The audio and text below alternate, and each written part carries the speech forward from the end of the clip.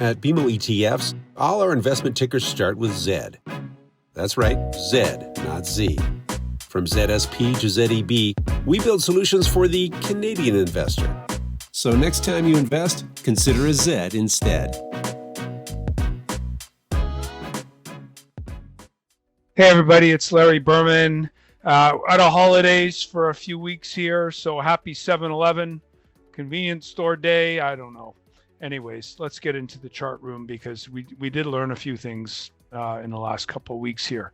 Okay, so we're looking at a chart here of year-to-date returns of IJR, S&P 600 small cap, MDY, S&P 400 mid cap, SPY, S&P 500, VTI, the entire US market, roughly 3,800 stocks in there. And then the S&P high beta ETF, SPHB, and the S&P low volatility ETF. Quite a different ride for those two cohorts of stocks. The low vol names, end to end on the year to date, up 4.63%, and only dipped to slightly negative just for a couple of days into the last part of sell everything before the taco reversal on the 9th of April.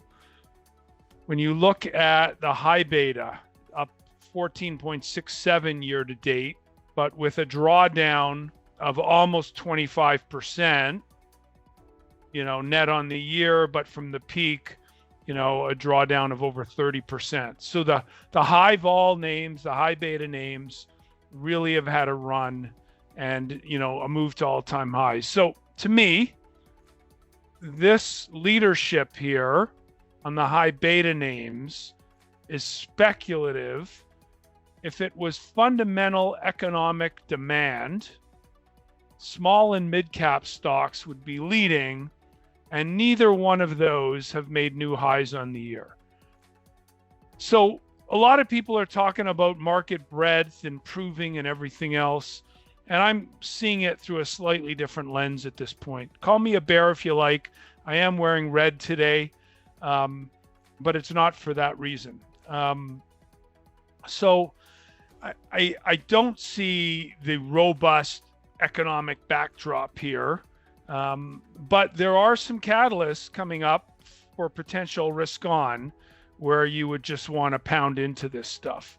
I think the biggest one is what President Trump is signaling to the market. And that is, while he wants the Fed to cut, they're not going to until they have the cover of low inflation. So that's a minimum September. And so that's a big timing thing. So we have a couple of inflation data points, one of them this week, CPI on the 15th. Mathematically, in the next few months, we're going to start to see that number tick up. So are we going to get upward surprises from expectations? Are going to start to see any, if at all, filter through? Because the Trump believers, the cohort that are pushing the speculative side of this market higher, believes that inflation's not going to be a problem here. When we look at the bond market, the long end of the treasury curve here, TLT, is telling us that this could be a real problem.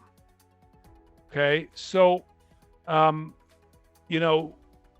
yields backing up, equities are ignoring it right now, and it'll matter a lot when we get the quarterly refunding, and it'll matter a lot on what the inflation numbers tell us this week. If the bond market holds in here, the potential for a bond market rally and supporting equities, and we get a real risk-on event. So what causes that? If what Trump wants happens, and not that the Fed will cut rates, but the other thing is issuing new debt, nothing more than 9 months, and using bills to pay for a lot of the new bond supply that's needed to pay for the big, beautiful bill, is going to be a real catalyst potentially for risk on. So the equity markets and the speculative side of the high beta are telling me that, because these high beta stocks with rising yields it doesn't line up. Typically, these high beta names are stocks that have bad balance sheets in general. This isn't the high quality, leadership, good quality corporate names, mature companies. It's the more speculative, riskier names that are largely in that cohort of stocks.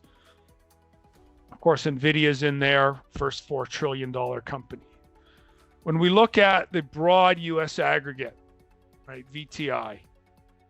So June 24th was the gap up in equities. VTI makes a new high in the last week and holds so far.